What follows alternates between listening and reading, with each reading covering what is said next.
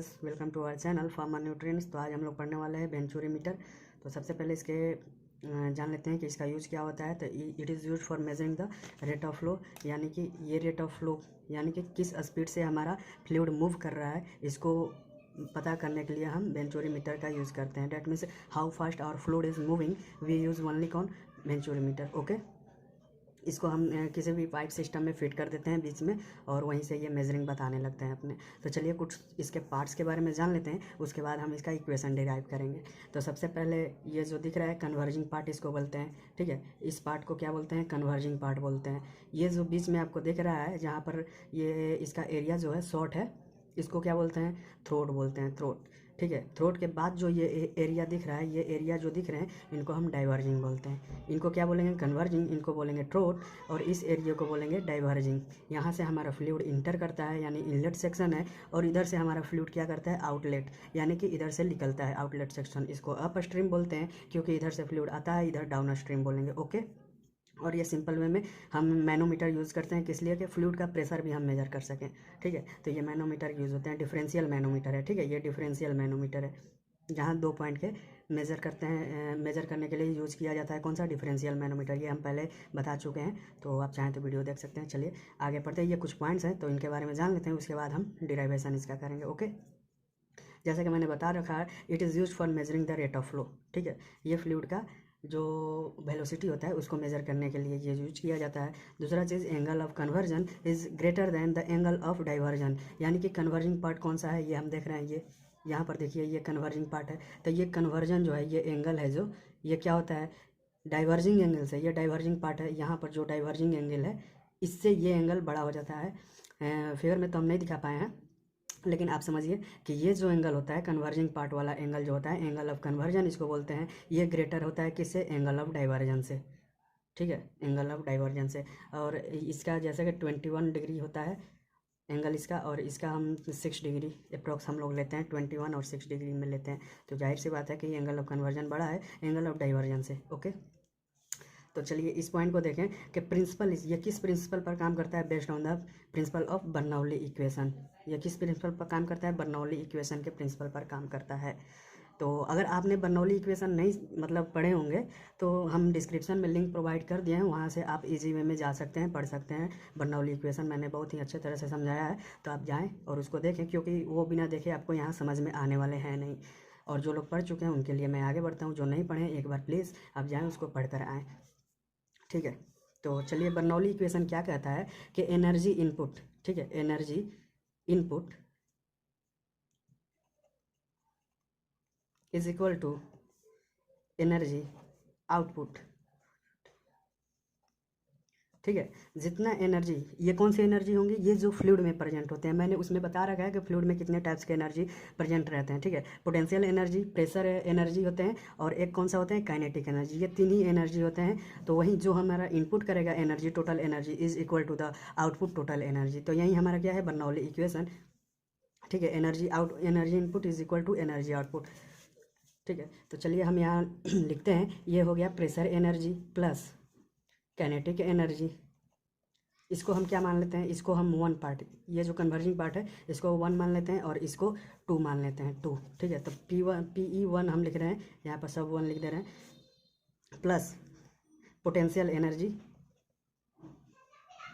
1। Okay, is equal to, अब इस side का हम मेजर करेंगे। अभी ये कौन सा था? ये था इनपुट, यहाँ से इनपुट हो रहे हैं।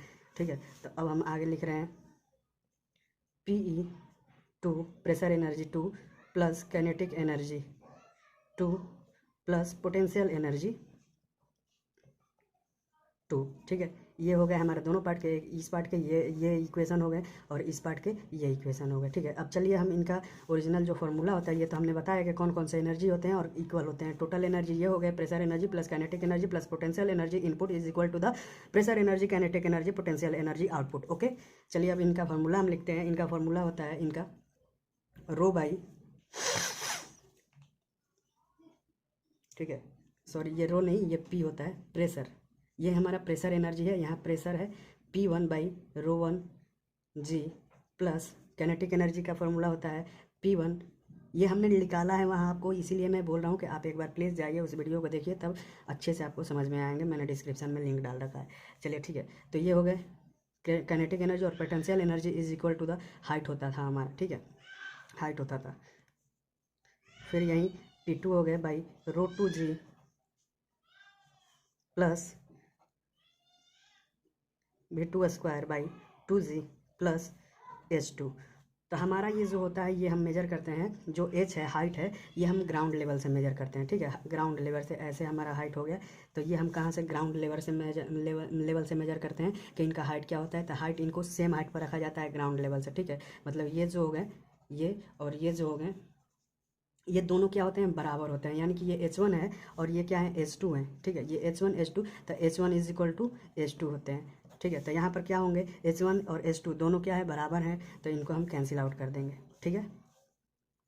तो हम इसको इस साइड में लाते हैं, तो P1 ρ1g, ये इधर आएंगे P2 ρ2g is equal to V2 square by 2g, और ये जो है इधर आ जाएंगे, तो प्लस में है तो यहाँ माइनस में हो जाएंगे बाई 2g, ठीक है। तो हम जानते हैं कि प्रेशर इज इक्वल टू होता है क्या, ρgh। Pressure is equal to ρgh होते हैं। तो हम सिंपल वे में क्या लिख सकते हैं इसको, P by ρg is equal to हम क्या लिख सकते हैं, हाइट। हो गए, इसी से हमने निकाला है, इसी फार्मूला से निकाला है। ये जो रोजी है इनका डिवाइड में चले जाएंगे तो ये हाइट हो जाएंगे। तो हाइट इज इक्वल टू क्या हो गया, P बाई रोजी। तो हम इसको यहाँ पर पुट कर देंगे, तो ये क्या हो गया, H1 माइनस, ठीक है, यहाँ पर P2 है, तो P2 है तो क्या रखेंगे, H2, ठीक है, माइनस ये सेम हो जाएंगे। सेम क्या, हम इनको कर देते हैं ऐसे, minus V1 square by 2g, क्यों, दोनों सेम है 2g, ठीक है। तो हम H1 माइनस H2 को क्या कर देते हैं, डेल्टा H लिख देते हैं। और ये जो है कहाँ चले जाए, चलिए पहले लिख ही देता हूँ 2g। तो ये जो है अब इधर चल जाएंगे, तो 2g delta H is equal to V2 square minus V1 square, ठीक है। ये हमारा आया यहाँ पर, ये चीज़ आया। अब हम क्या अप्लाई करने वाले हैं, वो सेट आप लोगों को दिखा नहीं क्या, चलिए मैं देखता हूँ। ये जो मैं फिर से बताता हूँ, ये जो थे मैंने यहाँ से निकाला, प्रेशर इज इक्वल टू रोजी एच, ठीक है। तो एच हमको निकालना था, P बाई रोजी है, ये देखिए। ये हम क्या किए कि P के इसको इस साइड को, रोजी को क्या किए इस साइड में भेजे, तो ये डिवाइड में हो गया, तो P बाई रोजी इज इक्वल टू एच। तो यहाँ पर जो P बाई रोजी था हमने क्या किया, इसको H के इक्वल कर दिया। लेकिन ये किस पार्ट के थे, तो पार्ट 1 के थे, तो यहाँ पर H1 कर दिए। और ये जो पार्ट 2 के थे, ठीक है, ये पार्ट 2 के थे, इधर के थे, तो मैंने क्या किया, H2 यहाँ पर लिख दिया है, ठीक है। और ये जो चीज़ है सेम है, ये आप समझ चुके होंगे। जैसे कि V2 square minus V1 square, ये ऊपर से ही आए हैं, मैंने इधर उधर से कर दिए हैं, इसको इस साइड में भेज दिया है, इसको क्या इधर भेज दिया है। तो ये पहले से ऑलरेडी ये प्रेजेंट थे, तो ये माइनस में चले गए, यहाँ यहाँ है, तो चलिए ठीक है, आप कैलकुलेट करके देख लीजिए इसको। H1 माइनस H2 को हमने क्या बोल दिया, डेल्टा H, और इसको मैंने बोला ये जो था ये सेम चीज़ मैंने लिखा था। अब ये जो है यहाँ चले गए हैं, तो ये 2g हो गए हैं, delta H V2 square minus V1 square, ठीक है, ये हमारा आया। तो हम अगर आपने कंटिन्यूटी इक्वेशन नहीं पढ़े होंगे तो ये तो आपको पढ़ने पड़ेंगे। इसके भी मैंने वीडियो बनाए हैं, आप लिंक में इसको जाएं, डिस्क्रिप्शन में जाएं, वहाँ पर आपको लिंक मिल जाएंगे कंटिन्यूटी इक्वेशन के, ठीक है। तो अब क्या करेंगे, continuity equation according to continuity equation क्या होते हैं, A1 V1 is equal to A2 V2, ठीक है। A1 V1 is equal to क्या होगा, A2 V2। चलिए हम क्या करते हैं, V1 is equal to A2 V2 by A1 लिख सकते हैं। ये जो हमारा V1 है इसको यहीं पर रहने दिए, A1 को इस साइड में भेज दिए, तो ये हम लिख सकते हैं V1 is equal to A2, ठीक है। चलिए अब नेक्स्ट पेज में देखते हैं, 1 मिनट रुक जाइए।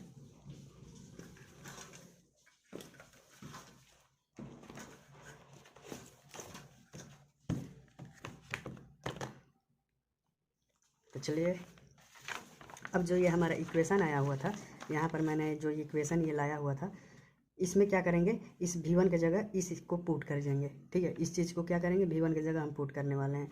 तो ये हमारा बनता है 2g डेल्टा H, ठीक है, is equal to V2 square minus V1 की जगह इसको हम पुट करेंगे, ठीक है। तो A2 v2 minus a1 square, ठीक है, a1 स्क्वायर। ओके, तो चलिए ये चीज़ हो गया मेरा। अब क्या करेंगे कि इसमें से हम क्या दोनों में देखिए इस इक्वेशन में v2 स्क्वायर क्या है, कॉमन है, तो v2 स्क्वायर को हम कॉमन ले लिए, तो क्या बचा 1 minus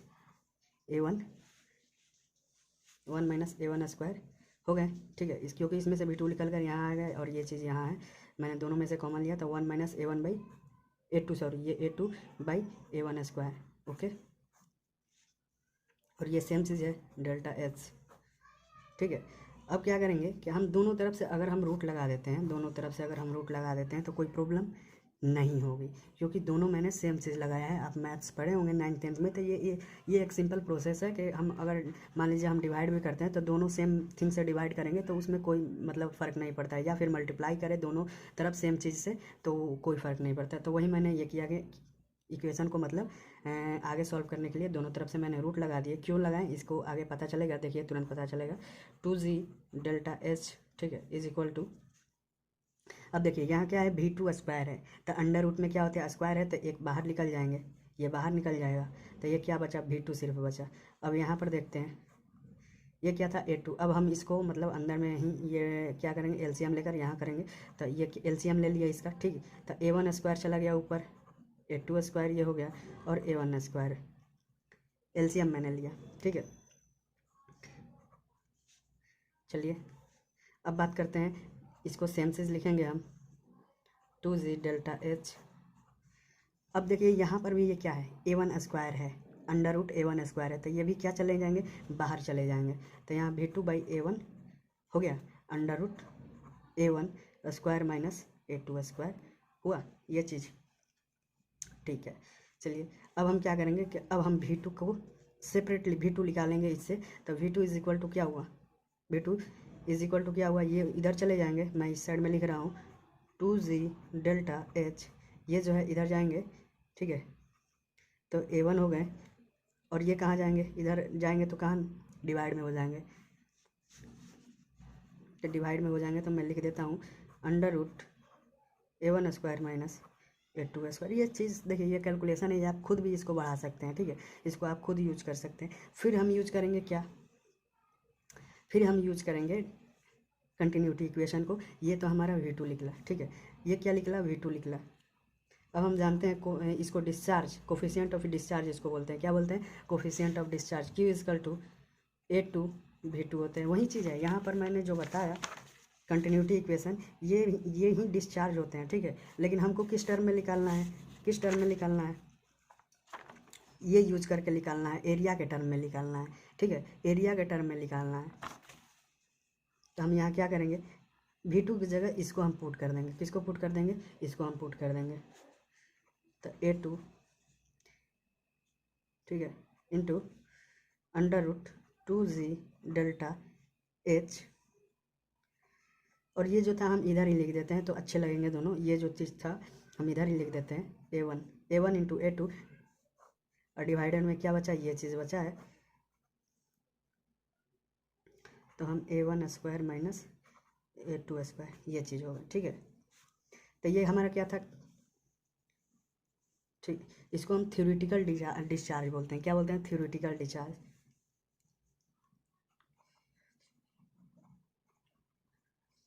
theoretical discharge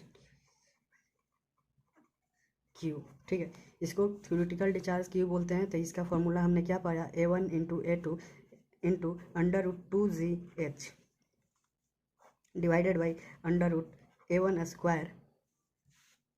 square minus a2 square, ठीक है।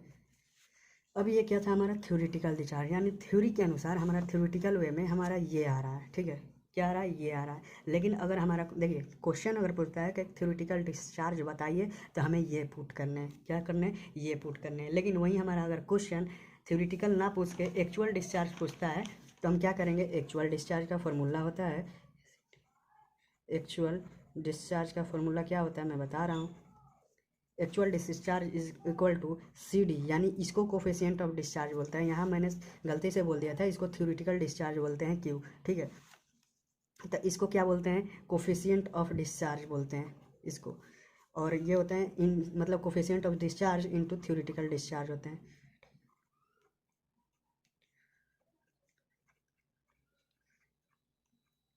Actual discharge is equal to क्या होता है, coefficient discharge into theoretical discharge होते हैं फॉर्मूला। तो हम पुट कर देंगे सीधा C D into theoretical discharge का ये फार्मूला हुआ √2g डेल्टा एच, यहाँ डेल्टा एच था, ठीक है, delta H divided by A1² minus A2²। तो यही हमारा क्या हुआ, फॉर्मूला हुआ एक्चुअल डिस्चार्ज का। ये फार्मूला हो गया ये चीज़, ठीक है, ये फार्मूला मेन हो गया। और ये भी अगर पूछ दे कि coefficient discharge is equal to क्या होता है, अरे sorry, actual discharge is equal to क्या होता है, तो coefficient discharge into theoretical discharge. और थ्योरेटिकल डिस्चार्ज ये होता है जो हमने अभी डिराइव किया है, ठीक है, इसको सिर्फ पुट कर देना है, हमारा एक्चुअल डिस्चार्ज आएगा। तो ये क्वेश्चन के अनुसार हमें करना है। अगर पूछता है थ्योरेटिकल तो सिर्फ यहीं तक करना है, एक्चुअल पूछता है तो ये हमारा फॉर्मूला लगेगा, ठीक है। इसको कोफिशिएंट ऑफ डिस्चार्ज बोलते हैं। तो चलिए, आप उम्मीद है कि समझ चुके होंगे। कोई भी परेशानी होगी, कोई भी क्वेश्चन होगी, आप कमेंट बॉक्स में कर सकते हैं। तो चलिए मिलते हैं अगले वीडियो में। धन्यवाद, थैंक यू।